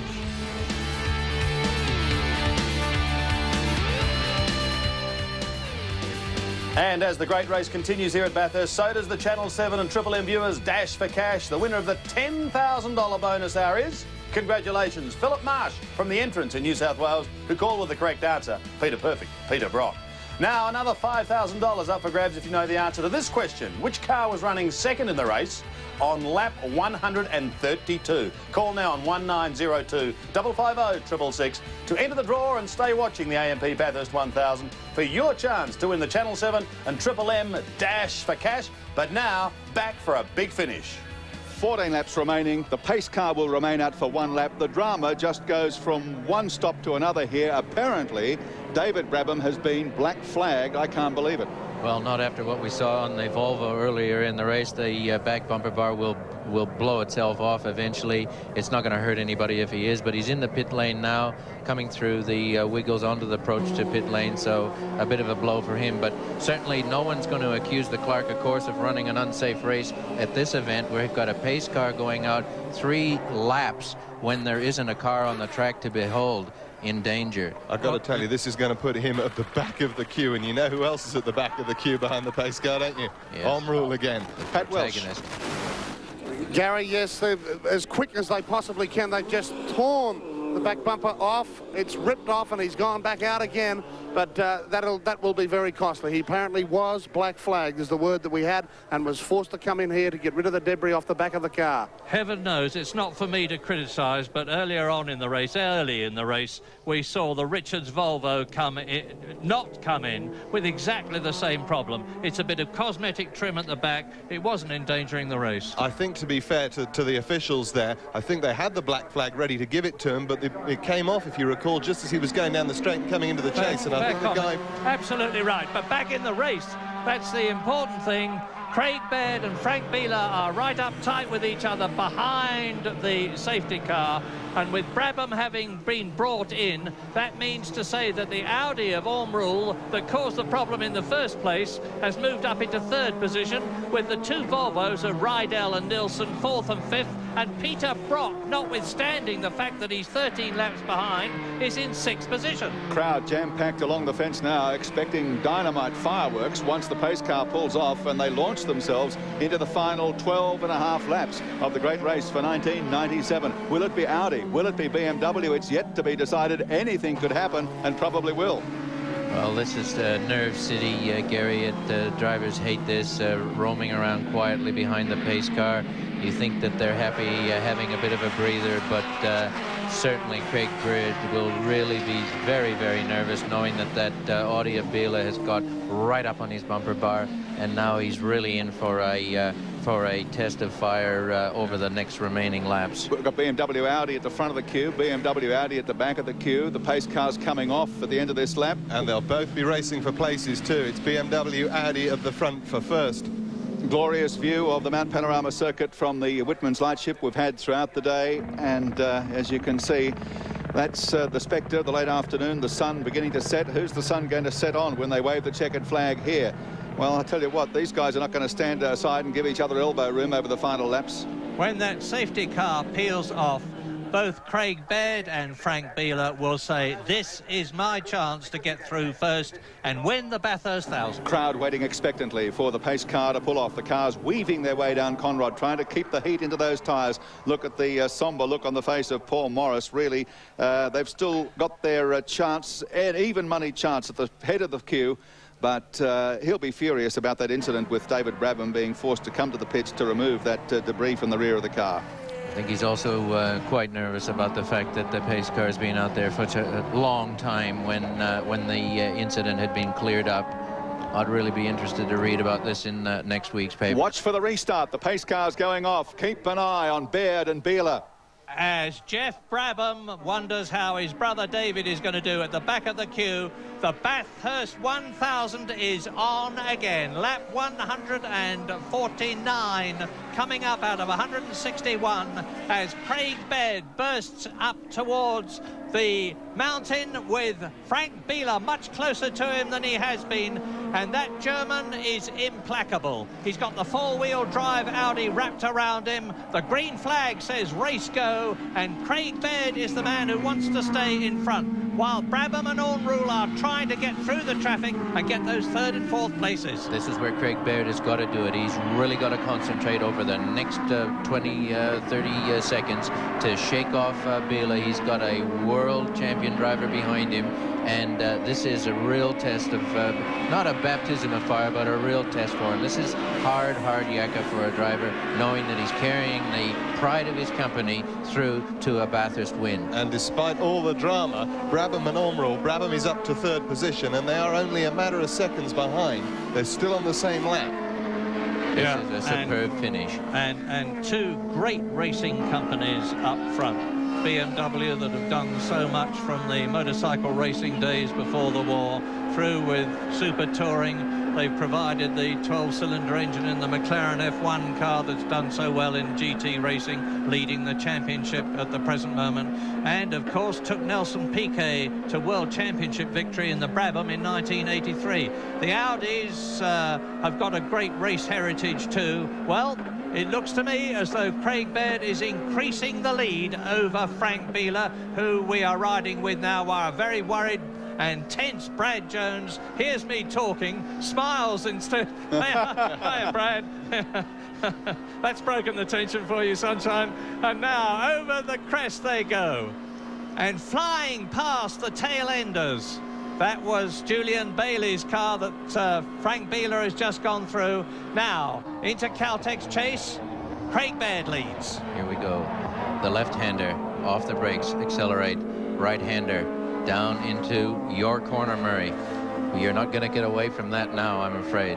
I don't want to get away from it one little bit. This is an absolutely fabulous place for an absolutely sensational race. And we're into now, coming up to lap 150 out of 161. And who would have thought that it was going to be as close as this in the closing stages of the Bathurst 1000? There's Craig Baird. Now, is he? Yes, he's pulled out nearly 2 seconds over Frank Bieler. So, in fact, it's just over 2 seconds, and it was only just under 1 second before, but he's coming up behind the Hyundai. He's flashing his lights to say, I'm coming, I've got to get through before we get up to the right-hander at Repco. Whatever you do, don't pull over now. Oh, he's staying there, he's blocking him. He's blocking him, and this is a great opportunity for Frank Bieler. And look at it, he's taking him, he's right up behind the BMW, which is still behind that Hyundai. This could decide the race if he doesn't move. There must be yellow flags out. There must be. I can't believe he wouldn't have passed him otherwise. No, he's gone by now, or you've never seen anybody be in such a useless position. They both passed with leaders coming by, but Baird again accelerating away from Bieler. Bieler couldn't quite capitalize on that, but that would have been a heart stopper. Tough part for Beeler, Alan, was having to lose momentum on that part of the track, carrying 100 kilos more. At the moment they backed off for Repco, Gary, that was it. So Morrison, Craig Baird continues to lead. Jones Beeler with Beeler at the wheel in second. McConville and Omrule in third. Brabhams in fourth. Richards and Rydell in fifth. Tension running high here. Nilsson McLean, 6th. Warwick Brock, 7th. Nelson Matthews Holden, 8th. Chapman Bradshaw, 9th. Bailey Luff, 10th. The great race, the last lap's winding down. We'll be back for it very shortly. Keeping up as one of the greatest finishes ever, just 6 seconds between the top 4 cars as they stand on the track. Craig Baird, BMW, Frank Beeler, Audi, David Brabham, BMW, Jean-Francois Omrule in the Audi. Alan Moffat doesn't come any better than this. No, it doesn't. With fading light, the drivers are going to have a little... With a fading light, it's a little bit hard for these drivers to pick the apex coming up onto the mountain. But one thing that is clear, we're seeing the red-hot brakes on the front of Craig Baird's BMW. And David Brabham's BMW is smoking heavily, but he's still the fastest man on the track. As they come towards us, Craig Baird, there is Frank Beeler. Look back with his lights on is David Brabham. Smoke coming out of the back of the BMW, but he's just gone round in 2:19.7, taken nearly a second out of Frank Beeler's lead over him. You can see the first 3 cars, the first 4 cars in the same shot on lap 152, because Omrule, the Belgian driver in the second Audi, has taken advantage of the thinning traffic and is closing up on David Brabham, who is catching Beeler. Yes, well, I think that black flag might have really got the ire of David Brabham, because he has really pulled it out on these fading laps. And who's to say who's going to be on the podium? That wasn't a black flag, that was a red rag to a bull. Well, I think you're absolutely right, Gary. But look at him coming through here, the speed through Skyline, just touching the curb, beautiful control of the car. Brother Jeff in the pits will be very proud of watching David do this run. Here we go, down into the dipper. Look at this thing fly. And so will Father Jack, who's in there as well. But hats off to Craig Baird. Let's not forget him, because he's keeping his cool and staying ahead of these 3. Staying ahead of Frank Beeler in the Audi. Staying ahead of David Brabham, his teammate. Staying ahead of Jean-Francois Omrule, the Belgian, in the second Audi. Now, down Conrod Straight. Over the crest, down to Caltex Chase again. This is lap 152. We've got 9 laps to go at the end of this. Each of them 6 kilometres plus. And Jeff Brabham looking in the inset there at how his brother is doing. And hi, Jeff, you can see for yourself. It's great stuff here at the Bathurst 1000 at Mount Panorama. Boy, am I glad I came here. Look at this, under the bridge. Down into Murray's Corner, hard on the brakes. Listen to that sing, whick, wham, bang down through the gears on that Hollinger gearbox. This is a tremendous credit. And look at the light in their eyes, you're yes, quite right. It's very hard and a lot of windscreen. I just wanted to give Peter Hollinger a mention, supplying the gearbox for these Audis, not only here in Australia, but around the world for the BMW Motorsport team. A tremendous design box and manufactured in Melbourne. This is from Beeler's Audi. Well, look back from Beeler, and there's David. There's David Brabham. I'm a-coming, Frank. Just keep your eyes on my headlights in your rear mirror, and they're getting bigger and bigger and bigger. I'm going to have you before this race is over. Yes, no, once you're he not, gets says into Frank. once he gets into the slipstream, that Audi's fairly wide and definitely will help pull the BMW along. And this is helping Craig Baird, of course, because Frank Beeler is not just worried about catching and passing Craig Baird, he's even more worried about keeping David Brabham behind him, and he's just quite right to be worried. Look at it. Yes. David is flying. Second is certainly better than third, and the way David Brabham is hounding and catching Beeler, he's got his hands full, Murray. Lap 153, getting closer all the time. Look back, there's David. Look forward, there's Frank.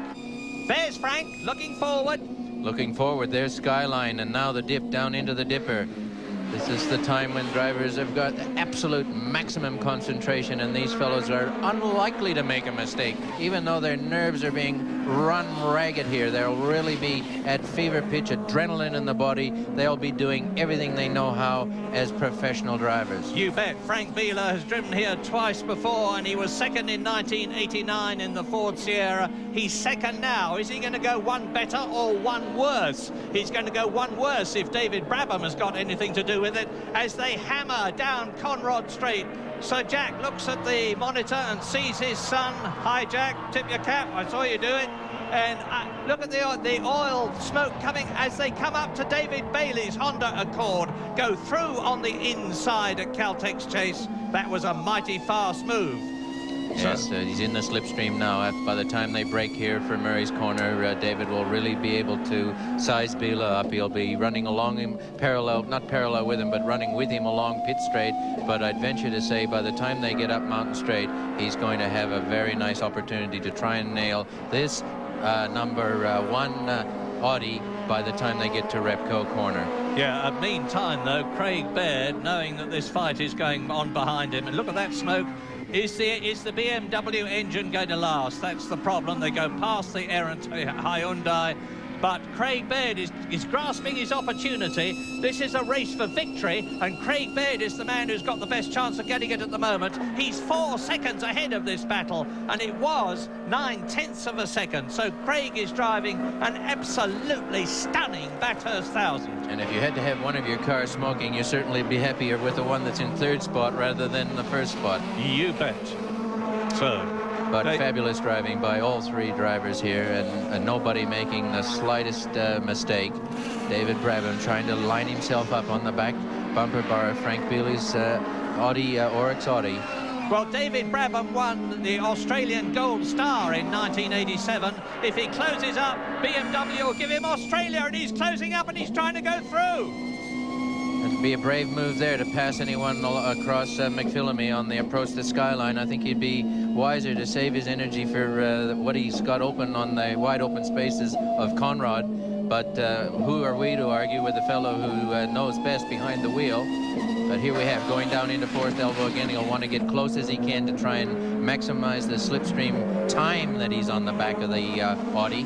Well, we'll see you miss nothing, but just to keep you in touch with the race as a whole, Craig Baird is leading by 4 seconds. This is the battle for 2nd place. Orm Rule, the Belgian in the Audi, is in 4th position. The 2 Volvos are 5th and 6th, Rickard Rydell and Nilsson. In 7th position is Peter Brock, way down, some 13 laps adrift, as David Brabham has another look as they go into the Caltex Chase. Is this going to be it? Well, Biela's doing everything he can. He's definitely driving that Audi in a superb fashion. He knows that he doesn't have to let him by, and he's not going to let him by. David is going to have to muscle his way past Frank Biela here. It's not working out as easily as he would like it, but we're on lap 154 as we go across the start-finish line now. This battle between this pair for 2nd and 3rd is costing them actually fractions of a second. That's allowing Craig Baird driving superbly. He's pulled out an additional 3 seconds in the lead over the last 4 laps. Yeah, the race is Craig Baird's if he just keeps going, because Biela is not going to yield to Brabham. Brabham is not going to give up. And so, in fact, Brabham, look at this as they come up to Repco. He's going to get through on the inside if he can just get his wheels up alongside Frank Biela, and he's done it. And David Brabham goes up into a sensational 2nd position. Hooray, says Paul Morris. Hooray, says Sir Jack. Shake the hands. Bad news for Brad Jones, though, because Brad is seeing at the present moment a potential victory for the first time at the Bathurst 1000 slip out of his fingers. Well, you don't lose a race like this. You only come 2nd or 3rd, and Brad shouldn't be too hard on himself. Contrasting emotions there in the BMW and the Audi pits, but up front it's still Craig Baird and the number 2 BMW leading the great race as we come towards the finish. We'll be back for that in a moment. In the great race, it's BMW 1-2, Audi 3-4. Alan Moffat knows all about form finishes. Yes, well, I don't think Craig Baird can actually believe what's happening here. He's been somewhat of a bridesmaid in the BMW team this year, brought over from New Zealand, standing by while he watched Paul Morris and Jeff Brabham do all the work in the BOEC championship races. But boy, what a way to start a career with a company to win Bathurst, and we're praying for you, mate. Absolutely stunning drives by all 4 BMW drivers. Craig Baird, who had to wait while Paul Morris did that long stint on account of the puncture he had, and then he had to wait for his fuel to run out before he came in and handed over to Craig Baird, who's driven a superb race, staved off Frank Biela, the multiple champion in the Audi. David Brabham's race is nothing short of sensational. He's fought his way through, past Bieler. I'm wondering whether the German's got some sort of problem other than David Brabham, which is a major problem for him. And then, of course, Jeff Brabham himself, who, with his brother, has got this car into the place that he is in now. Paul Morris, Craig Baird and the Brabham brothers look as though they are going to have brought the BMWs home first and second. It's what a lot of people predicted because of the reliability and the experience of the Munich-made machines, which, in the words of their slogan, make driving a real pleasure. It's a pleasure for David Brabham at the present moment, because look where he is as he climbs up the mountain. He's 6 seconds, 6.4 seconds behind his teammate Craig Baird, but he's 2.2 seconds ahead of Frank Bieler, who he caught and passed in that quite stupendous passing manoeuvre. What a race. Five laps to go, just under, and we've got BMWs in first and second. We've got Audis in third and fourth. We've got Volvos in fifth and sixth. The Renault and the Peugeot challenge has evaporated. The Vectra in seventh.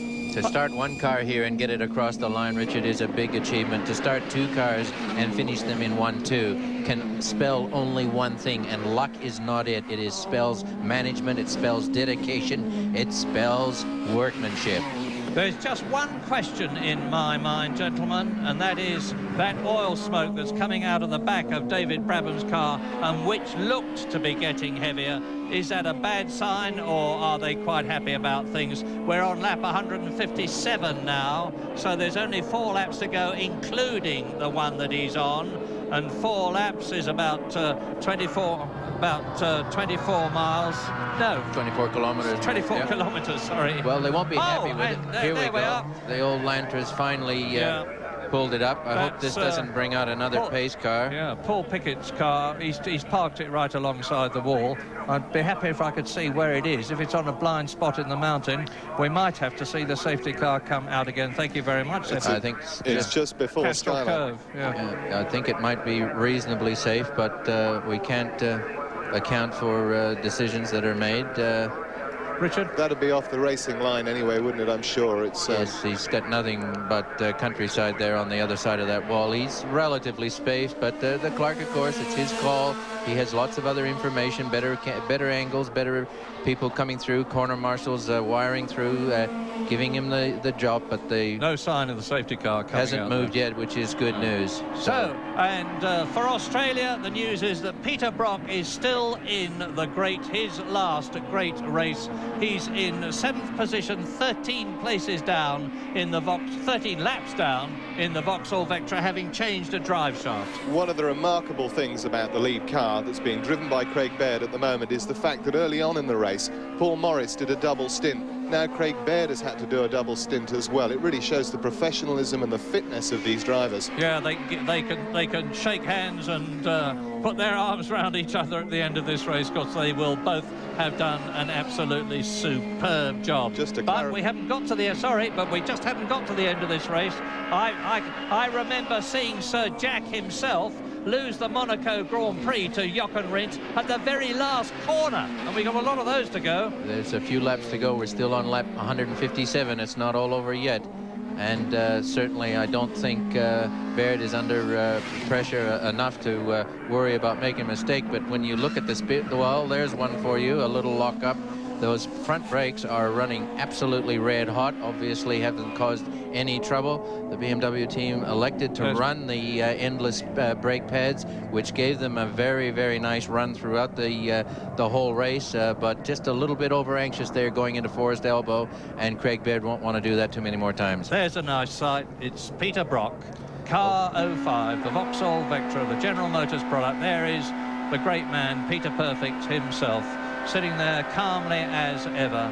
He's not going to win his 10th Bathurst 1000 unless something very dramatic happens to the 6 cars ahead of him at the present moment, but he's going to be able to go out of this race with his head held high, knowing that he would have been much higher up in this race had he not had that fracas when he came into the pit lane for his first stop, to find his garage position occupied by photographers. Yes, this will be one time when Peter won't be as polite to the media as he normally is, but he'll forget about it in due course. But that was rather sad. 3.15 minutes wasted due to crowd in the pit lane.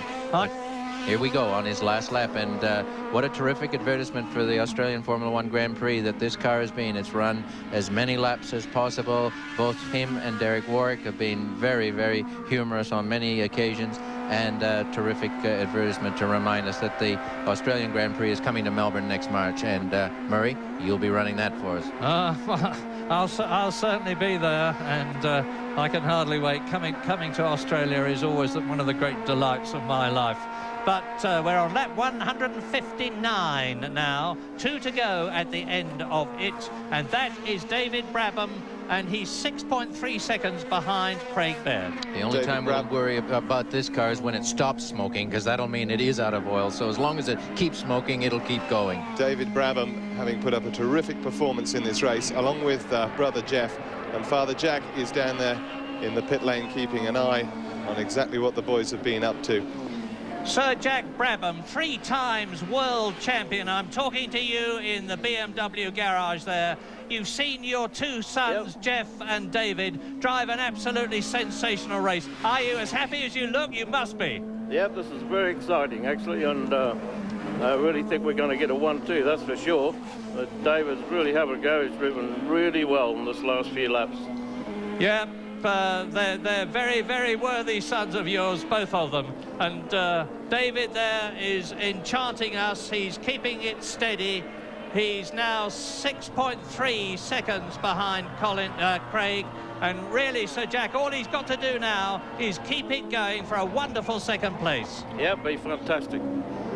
Well, there's a proud dad for you, and here is going to be a very proud son. The side of the BMW stoved in, I see, with heavy contact somewhere in the race, as he comes through to complete his 159th lap. 2 to go, and I think that bit of damage on the side of the BMW there may well have been a legacy of the collision with Jean-Francois Omrul with the Audi, which we saw not long ago, and that brought out the pace car. We'll probably be able to claim that on under warranty claim. I think Munich will honor that one. A new door, maybe a side panel. I don't think my rear bumper bar, of course. But tremendous credit to these fellows, the preparation that's gone into this team. So many people, and not the least of which is behind the scenes at Munich, the information that is freely given to all the BMW factory teams around the world, Murray. They really are a very switched on company. They're not selfish about holding back on trade secrets. They pass it along, but the workmanship that still has to be applied once that information is in hand is another thing. And I know Ian Walburn will be very, very proud of himself and the fellows that he works with, as will the whole team. Yeah, I proudly drive one myself. I'm just trying to remember the advertising slogan, the ultimate driving machine, something like that. And by golly, they're proving it today. The 2 works machines are coming home first and second. Working their way across the mountain. Just 1 more lap to go at the conclusion of this one. And the gap between the cars in first and second at 6.23.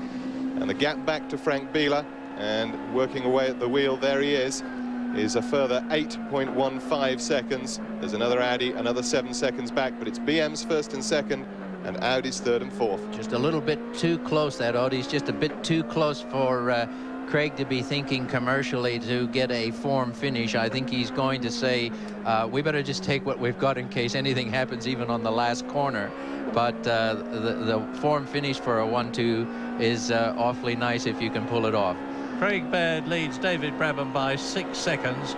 Brabham is just 8 seconds ahead of, 7 seconds ahead of Frank Bieler, and a long way ahead of Jean-Francois Omrul in the second Audi, who nevertheless is going to come home 4th in his first Bathurst 1000.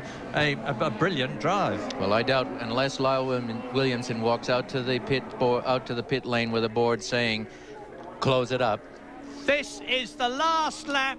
This is the 161st lap of the Super Touring Bathurst 1000, and Craig Baird is on his way, starting to climb the mountain for the last time in what is going to be a truly memorable and absolutely outstanding drive by the young New Zealander, and of course his teammate Paul Morris, who's watching the monitors anxiously in the BMW garage. Less than 6 kilometers to go. just over 3 miles at this point, and viewers around the world at the BBC, on Eurosport, throughout Europe, throughout Asia, throughout the States, China. all keeping an eye on this, and China, of course, Alan. Yeah, hang on there, Paul Morris. There's only a short while to go. You're leading the Australian Super Touring Championship in your BMW, and it looks as though you and your teammate are going to win the Bathurst 1000. Craig Baird, there he is, dropping down the mountain. Not very far to go now. Soon it's going to be Forest Elbow, then the Conrod Straight for the last time, building up to that 265k maximum speed. So he's over the crest now.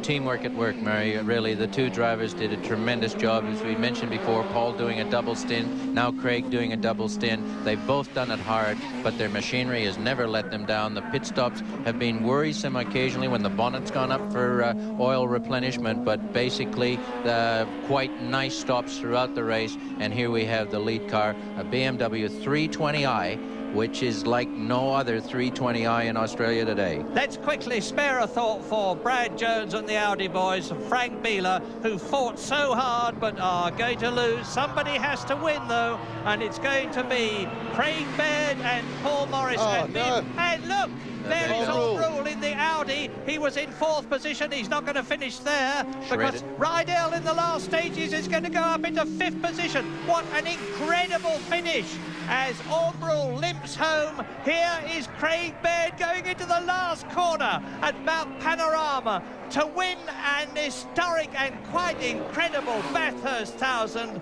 from his teammate David Brabham and Jeff Brabham. BMW first, BMW second, complete sweeping, overwhelming victory for Munich. What a great, great race. No wonder it's called that. 3.9 seconds between the first two. Audi in 3rd position, and if Omrul can only get that car back, because he's got at least a lap on the next car, he'll manage to make 4th. There's Brad Jones looking on. Commiserations, Brad. I don't know if he can hear me, but nobody could have fought harder than you and Frank Bieler. And in the background you see Peter Brock. He's done the last Bathurst 1000 for the great driver, but he's finished it. So Jack congratulates Jeff, his son. Paul Morris there, he's the joint winner of the Bathurst 1000. The Michelin man in the background, they'll be a very proud company with every good reason. Yes, they worked hard getting this car up to speed. Can I interrupt, Alan? There is Rule touring in. High speed on that completely flat rear. It's just a ribbon of rubber around the rim. Turns in. Showing how good these Oz wheels are, that's for sure. Yeah. And he's round the corner, and he's going to take 4th position. Well done. So BMW 1st and 2nd, Audi 3rd. And just take a look at this. Peter Brock waving to the crowds across the mountain, going round for the final time. Historic moment. Finishing in 7th position in the Vauxhall Vectra. A great drive by a great driver in a great race. Don't forget, of course, Derek Warwick, who co-drove with him. And historic moments there as Peter Brock waves. So the Bathurst 1000 is won by the BMW of Craig Baird and Paul Morris, from the BMW of the Brabham brothers, and the Audi of Frank Bieler and Brad Jones, and the other Audi of Cameron McConville and Jean-Francois Amrul. The two Volvos, 5th and 6th, Rickard Rydell and Jim Richards, and Jan Nilsson and his teammate Cameron McLean. But this is the man that Australia wants to see most of all, finishing his last Bathurst 1000 in style, maybe not with a victory, having scored 9 of them already. The great Peter was destined not to get into double figures with victories here at Bathurst, but no one can hold his head higher than he will at the end of this race. You used the word, Murray, style, and that's exactly what this fellow's all about. And definitely they've worked hard all day throughout the race to keep that Vectra going. Pushing in. Look at this. Sorry to interrupt you, Alan. Tony Newman and Dwayne Bailey, that's their Peugeot 405, being pushed across the line. Look at the encouragement from the crowd. Keep it going, mate. Keep it going, mate. and push, push, push. This is real guts and determination. I'm going to get the car home if it's the last thing I do. And you can see inches. He's up to the grid now. How far have I got to go? Oh, this is hard work. Many years ago, something like this when Doug Chivas... Dwayne Bewley pushing it. Look how close he is to the line. Just a few meters now, and he'll get through. And he's going to finish in 14th position if he can get it there, because there's no one else out on the track. The BMW people are rejoicing. The Audi people are happy, not so happy as they might have been. But is Dwayne going to get it? I think he is. His legs are going to feel like porridge by the time he finishes this. This is a tough, almost impossible, superhuman act. It is an uphill climb. How far have I got to go? And this is like trying to get a freight train started. But he's looking. He's not giving up. And great campaigners, this Newman car.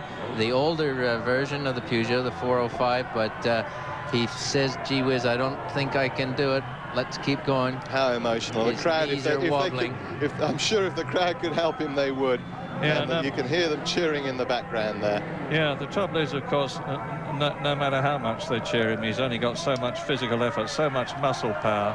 And remember, he's driven for half the race already. But he can hear those cheers and shouts ringing inside. He's going to do it, I do believe. The wheels are rolling. He's got it going. Keep it going, mate. Keep it going, mate. Go, go, go. Shout. This might be the slowest courier company in Australia, but not on a Monday through Saturday. Fastway couriers can get your parcels anywhere around the country.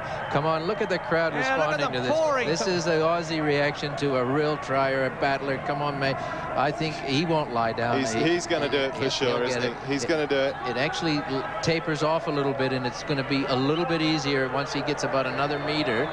But, boy, this is tough. If his calves burst, he's going to get that car home. Well, if he doesn't make it, he goes down as a DNF, so he needs to get that car over the line. He needs to keep pushing. He's looking back. I'd throw that helmet off at this stage, get a little more air around his hair. But yes, look at it. Look how close he is.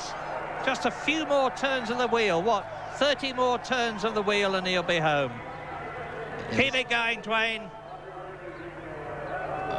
What's happening here? No, they're not allowed to touch it, surely. No, they're not allowed to touch it. I think they're telling him he's a danger, surely. He's not going to interfere. I cannot believe that they'll be taken apart by Australia if they don't let him cross the line. You hit it, Murray. You've picked up the vernacular very clearly. He's not getting He's going to do it. He's going to do it. Push. Push. Push. Push. Come on. One more time, mate. One more heave, Dwayne, and you're going to be there. And we'll call it quits. What a great job the flags you're doing down. for Fastway and yourself. They're deciding he's collapsing. Oh, let him go. Yeah, over the line goes the car. What a great performance. Well, not the fastest finish, but done his sponsors proud. But what a fast way to do it, exactly. What a great performance. But, of course, not as fast as the winner, Craig Baird. We'll have more in just a moment from Mount Panorama.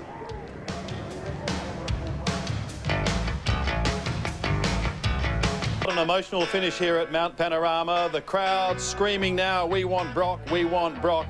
And of course, Dwayne Bailey and Tony Newman and Fastway Couriers Peugeot, their car virtually pushed over the line in a really heart-wrenching, gut-wrenching finish here on the mountain this afternoon. What a fantastic day it has been, especially for BMW. BMW 1 and 2, Audi 3 and 4, but the BMW's reliability coming through in the end. Time now for the presentations. Here's Gary Wilkinson. Have you ever seen a better finish to the great race? Unbelievable effort on the part of both the BMW and the Audi teams, ladies and gentlemen. First and second for BMW, third and fourth for the Audis. Let's get the third place getters out here. Brad Jones, still waiting on Frank Beeler to make his way here. He drove the car to the finish line. Brad Jones has never been shy in his life about accepting some congratulations and making a speech. Brad Jones from the Oryx Audi team.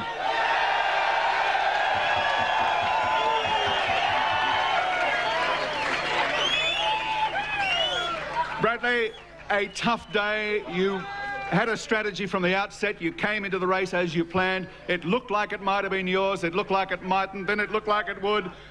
I don't know how you cope with the tension yourself. Thank you. Frank Beeler.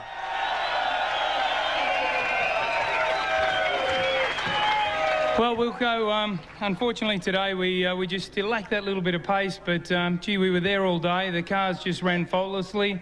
They just like a road Audi. They didn't miss a beat and get a plug in. And really, it's the first time the team's been up here, and for them to, with 10 laps to go, to be running second within a couple of seconds of lead's fantastic. And to have Frank as my co-driver, Frank's one of the best in the world. So you know, hopefully we'll come back and do a little better next year.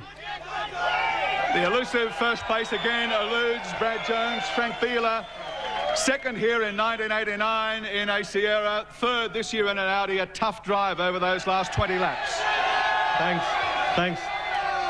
I think the team did a very good job, and Brad did a perfect job yesterday. Today, as you could see, it was quite hard to go the speed the others did in front of us. But our strategy was one pit stop less than the others, and at the end we just missed it by 12 seconds. I think it was quite okay. Ladies and gentlemen, Brad Jones and Frank Beeler, the third place getters in the great race for 1997. And now, the brother... Sorry, I just... I don't know if I gave Oryx a plug, so I will. And I'd like to thank Honey too. Thank you, bye. Brad Jones, ladies and gentlemen, and Frank Beeler. Now, the brothers Brabham.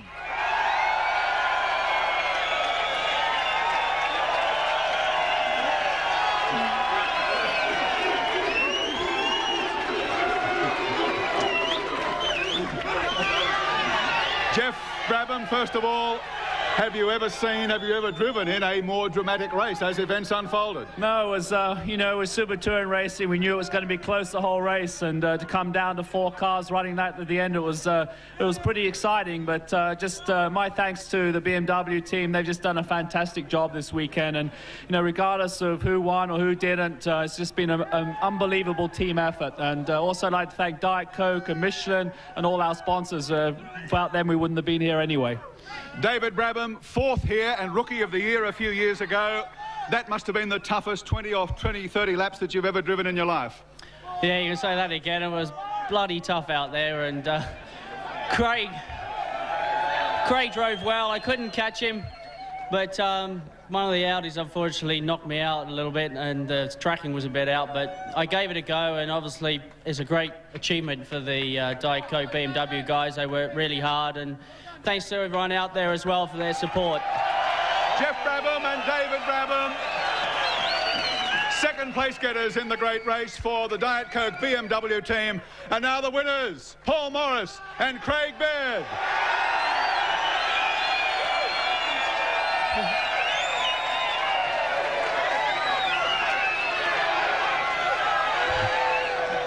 And to make the presentation to the victorious team, the Chief Executive Officer of AMP, Mr. George Trumbull. Well, thank you, Gary. What a great day, one of the greatest racetracks in the world. A great Australian team won it, and we're proud as the great Australian company to have sponsored it. So let's hear it for a great team. Paul Morris. Here you are, Paul. Congratulations, mate. Great win. Great win. Great drive. Paul Morris, it was a tough day because you had to drive a double stint at the start of the day, and Craig had to drive a very long stint at the end. It was a very long day for both of us, and thanks, George, from AMP, for supporting this race, and it's probably one of the best races I've had here for a long time. Also to Diet Coke and BMW, all the guys on the team. Michelin, who just gave us a perfect tie today. We just pushed it very hard all day. And thanks to Craig as well. Paul, I guess it was a fitting reflection of the state of play in the Australian Super Touring Championship, where the two teams that have fought the championship out the last 2 years have benefited from that experience here today. Exactly right. Come down to us and the Audi guys, and we've been running hard against each other for 3 years now, and I think the Europeans were a bit surprised of how tough and how competitive our cars are over here and our drivers. So I think they'll come back next year with a bit of homework. Craig Baird, we had the pace car on and off the track. That made things a little confusing, but when you saw the opportunity to go for it in the concluding laps, you really put the boot in. Yeah, we certainly did. I had a great race out there. It wasn't quite as we planned, but Paul did a great couple of stints in the beginning, and I can only praise BMW and all the mechanics, the team, the cars, and partnering Paul. I couldn't ask for a better partner. And to the crowd, thanks very much for coming. You're great. Thank you. Diet Coke, BMW, Paul Morris, Craig Baird, the winners of the great race for 1997. Hold up the trophy.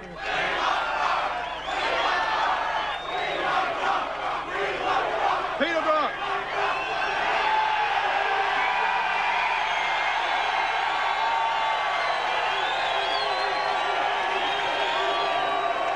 Last appearance in the great race here in 1997, his 29th.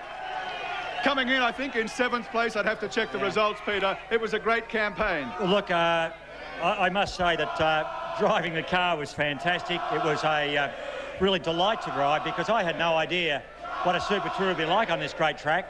But every time I was out there all day, the car was just absolutely on full song, and I thoroughly enjoyed it. I had a great time. It's champagne time for Paul Morris, for Craig Baird, and for Peter Brock. Yeah.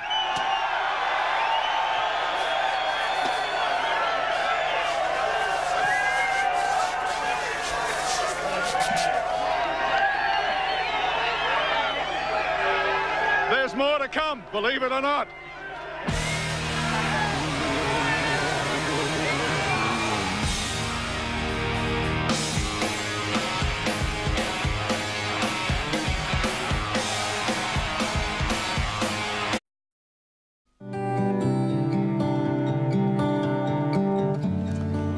Well, what an extraordinary day it has been at the mountain. Just when you thought it was safe to venture out into the kitchen, blow me down, something happened. It's happened even now. Gary Wilkinson, drama, because it looks as though 2 protests are going to be lodged. There is a protest being held as we speak, Andy. It's been lodged by, Sandy, it's been lodged by the Audi team against the winning BMW. They claim that Craig Baird exceeded the number of allowable laps in the car. There is another protest pending, also by Audi, against the second BMW of the Brabham brothers on the basis that they claim David Brabham passed another car at 4:15. They're very precise, yep, under a yellow flag. Which, of course, is illegal, so at the moment, 1-2 could be in deep trouble. Instead of BMW 1-2, it could be Audi 1-2, and I'm sure everybody would be very sorry if the race ended that way. Gentlemen, on a technicality. Just while we have a look at the top 13, in fact, the only 13 cars that finished the race, Murray, what was the highlight of the day for you? I suppose as somebody had come over from England, seeing Alan Menu go out in the when he had been doing so well, seeing Alan Jones go out. There have been so many highlights, and Sandy, it's been a quite amazing day for me. The mountain itself, I guess. Oh, yeah. I mean, it's wonderful coming here and seeing this place is unforgettable. And, Gary, Peter Brock came, tried for his 10th, not to be, but you can't help but think of the man now. What he must be feeling? Well, they just busted themselves to make sure that 05 car kept running so that Brock could be in it when the checkered flag fell for the last time. I mean, and Brock would have moved mountains, Mount Panorama indeed, to make the finish line the last time. 9 times winner. What can you say about the guy? He's just a motorsport legend, and so much of the history and the legend of this race is built around Peter Brock. Murray, you'll be back next year, I hope? You try and stop me. Well, some good news in that area, Gary, because I believe contracts have been signed. Yeah, deal has been done for another 5 years for this race for the Super Tourers here at Mount Panorama, and after what you've seen this year, well, gosh, these guys are coming back. It'll be bigger and better than ever. So there we are. Hope you've enjoyed our telecast today. Continuing drama. Stay with us on 7 Nightly News. We'll keep you in touch with everything that's happening at the mountain.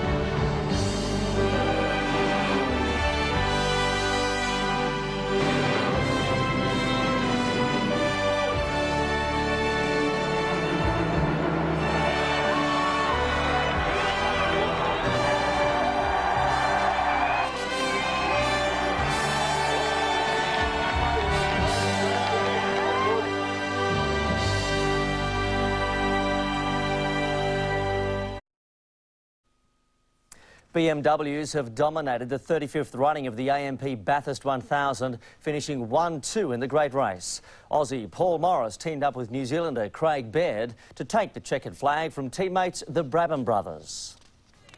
Ladies and gentlemen, start your engines. A great race for 97. Is away, and Paul Morris takes the lead. But not for long. The thinking man's driver, Jason Plato, doing everything right up Mountain Straight. And Jason Plato passes Paul Morris. Jim Richards came unstuck early, but no major problems. The race's only woman driver had her day spoiled, a pit crew error, and just seeing where she was going became impossible for Jenny Thompson. She would have been saying, surrounded by all these idiot men. Yeah. Tragedy for John Cleland. His Vectra blew a power steering pump. His day as good as over. Peter Brock's charge for a 10th victory seemed on track. That was a little bit, I'm taking this if you don't mind. But a lack of parking space in the pits saw him drop from 3rd to 13th. What went wrong, very simply, is the crowd of press people were allowed to spill out the pit lane, and I couldn't get in tight enough to get into the refuelling bay.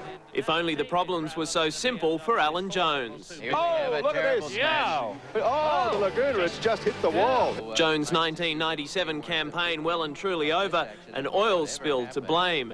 The field bunched up behind the pace car, eroding Alain Menu's 40-second lead. The Oryx Audi team saw strength in numbers, and they were sticking close. He gets tapped in the rear by his own teammate here. But up front, it was the Menu Plato Renault again dominant, stretching the gap to the Morris and Brabham BMWs. Crunch time for the Harvey Radicic Peugeot. Taking pit stops into account, they were barking at the race leaders. And effectively, they were in 2nd place. But on lap 99, one of the most significant turns in the race, brake problems for the race-leading Renault. The Menu Plato combination went a lap down and back to 5th. Shortcuts the answer to get back in touch. Maybe he thought he was in the Paris to Dakar right here. The damage done in the sand was terminal, as was a drive shaft problem with the Brock Warwick Vectra. It's effectively, sadly, destroyed their race. So, out in front, 2 BMWs and 2 Audis, but there was still more drama to come. There it is. David didn't see him coming, and whammo. A reappearance by the pace car, leaving a BMW Audi sprint to the finish. And he's done it, and David Brabham goes up into a sensational 2nd position. Hooray, says Paul Morris. Hooray, says Sir Jack. Devastation for Brad Jones, but a perfect finish for BMW. Craig Baird taking the checkered flag. To win an historic and quite incredible Bathurst 1000. Some were forced to do it a little tougher. It was a gut-wrenching finish to an amazing day. Another great moment from the 35th great race that belongs to Paul Morris and Craig Baird. Nick McArdle, 7 Nightly.